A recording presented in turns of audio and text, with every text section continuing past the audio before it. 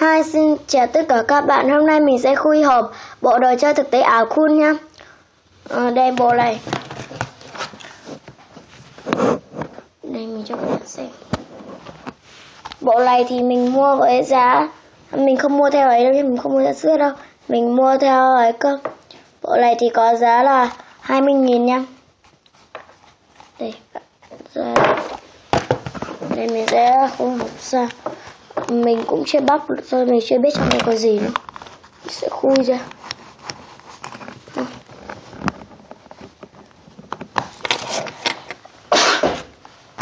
Mình khui ra nha. Thì bộ đồ chơi cool này, trong đây thì mình thấy người ta có cả đất nặn nữa ha các bạn. Có cả đất nặn. Mình bóc ra được đây. Bằng tính các bạn. Rất là ai đó. Mình đã thấy là trong đây có cái gì đây? Có cái gì đây ta? Đây có những cái tập chọn bộ đất nặn tiến sĩ đơn. Mình sẽ đọc cho các bạn xem. Có papa bự này, mama bay, nghĩa là papa, nghĩa là bố và mẹ, và tiến sĩ đơ, color, lão bụi, chớp chớp, tám tuốt, bò mom, chậu hoa, heo hồng, trâu con, bò sữa và gà con, vịt ba phải, cá sấu, cá vàng, chó con, xe chở sữa. Còn đây là có cả cách tạo mô hình đất nặn sáng tạo. Đây. Hình như là ở đây còn có cả đấy nữa, có tô màu trong đây nữa. Mình sẽ bóc nó ra ha. Biết bằng thế nào nữa.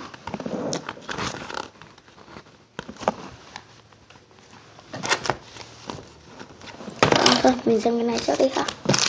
Ở trong đây có 3 màu và một đất nặn màu vàng.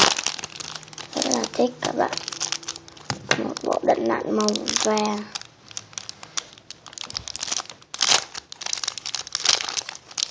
Đất nặn một cái nhé. Mình làm là một bộ ở đất nặn màu vàng. Rất là đẹp. Thì đây người ta có cái gì đây hả?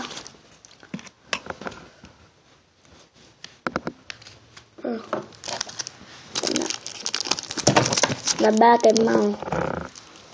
Đấy, ở ngoài biển này người ta cũng quý. Mình bóc cái này ra nát rát trước ha. Đây nó có 2 cái sticker. Mình nhìn nhé. 2 cái hình giống như thế này.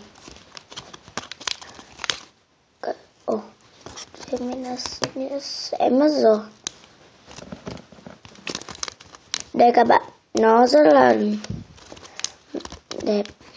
Các bạn hãy vào điện thoại và các bạn hãy ấn vào ấy, nó có ra cool thực tế ảo. Nhưng mà nó chỉ là ảo thôi nhé, chứ không phải là nó thật như thế đâu. Mình bóc ra rồi. Mình sẽ lắp trước ha. Mình sẽ lắp trước đi ha. Bây giờ thì mình sẽ lắp cái gì đây? Và mình sẽ lắp cái đất nặn ra.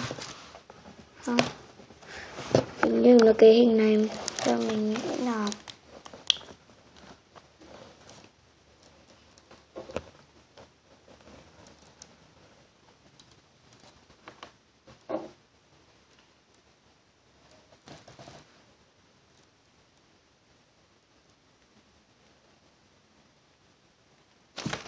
đây.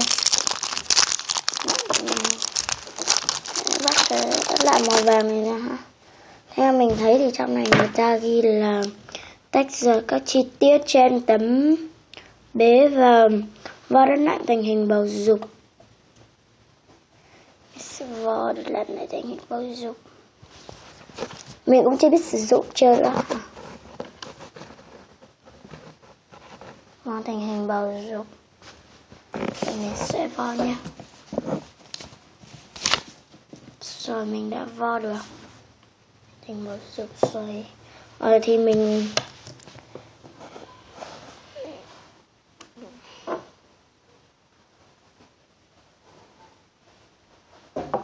đây mình sẽ có một cái này để làm cái thân cây ha. Bỏ dài cái này để làm một thân cây. Mình cũng chưa biết sử dụng thế nào ạ. Đây rồi.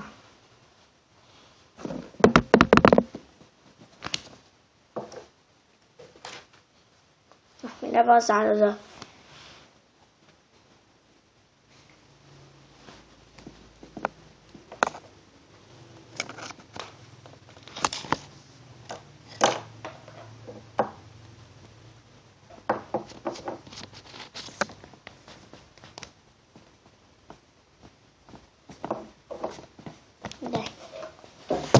Đây mình chưa biết sử dụng nên mình cứ làm cho đơn giản nhé.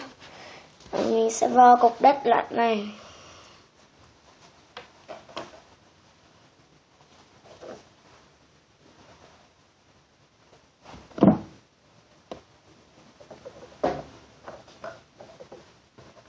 Cứ vo như này thôi. Mình cũng chưa biết làm đâu.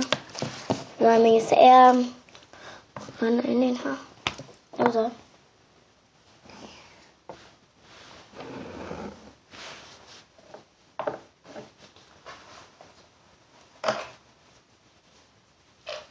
Các bạn này mình một chút nhé.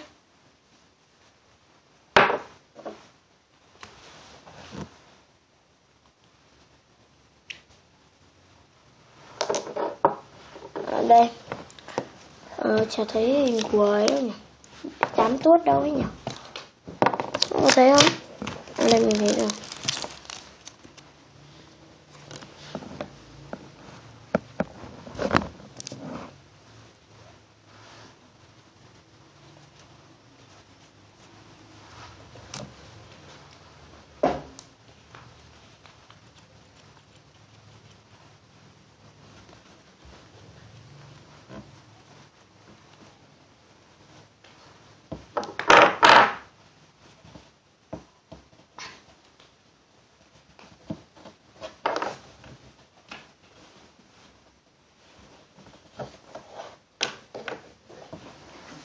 Sẽ ấn này. Đây, sẽ ấn nó xuống không?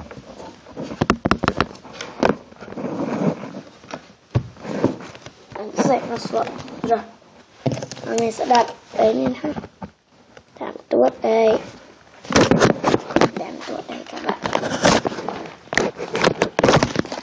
Đám tuốt của chúng ta đây và trước đám tuốt thì có cái cây hả? Cái nấm này rồi. Trước cây nấm này thì có một cái cây nữa. Đây. Và có chữ cun. Cun nào? Cun đâu ta? Mình chưa thấy cun. Cho đợi mình một chút. Mình sẽ này 2 miếng thôi ha.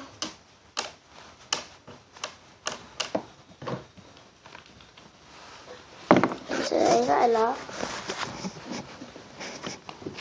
Dùng giấy nó.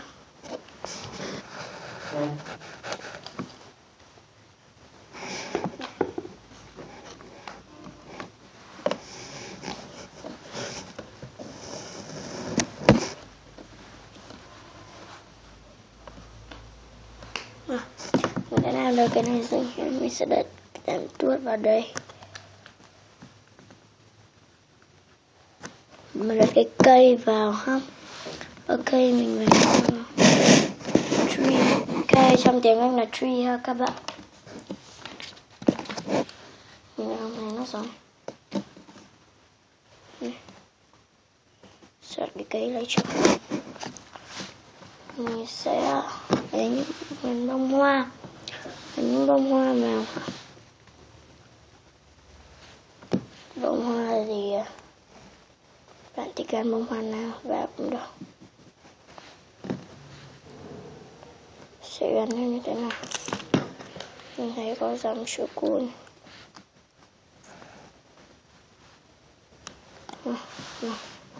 Mình đã gắn được ấy rồi. Bây giờ đến trâu con ha.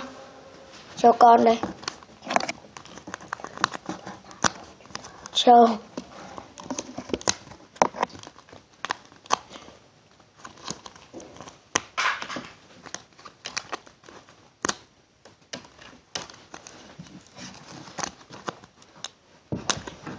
Để cái đồ này thì chúng ta cũng không ấy đâu nhé. Cái này chỉ dành cho những bạn lớn lớn tầm 5-6 tuổi mới biết lắp thôi. Còn những em 1-2 tuổi chắc không biết đâu.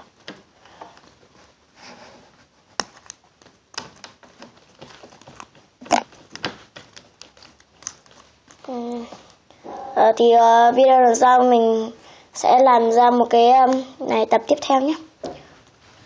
Đây, để chú trâu của chúng ta. Bây giờ mình cũng sẽ lắp trâu vào.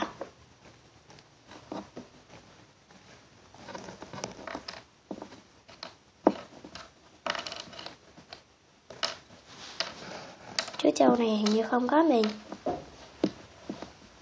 Không có mình ăn mỗi người các bạn.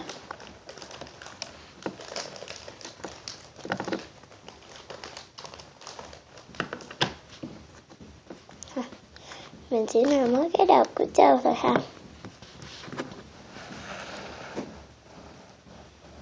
Chứ chúng ta không thể gắn được cái này vào. Không gắn được cái này vào chân con trâu.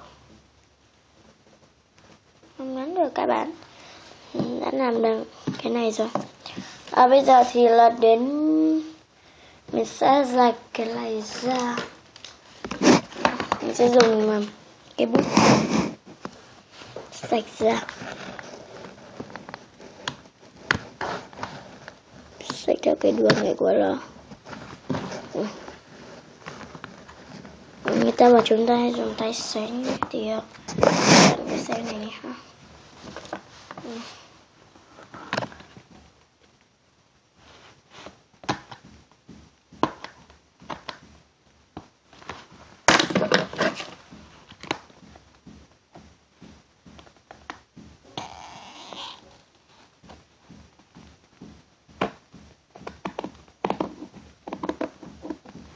Có ra khoát lấy cho chị con dao. Không khoát đấy. Cô để tivi ở dưới á? Không, ở trên ở cái chỗ hôm qua chị về Phú chơi ấy. Đấy như đây. Ra!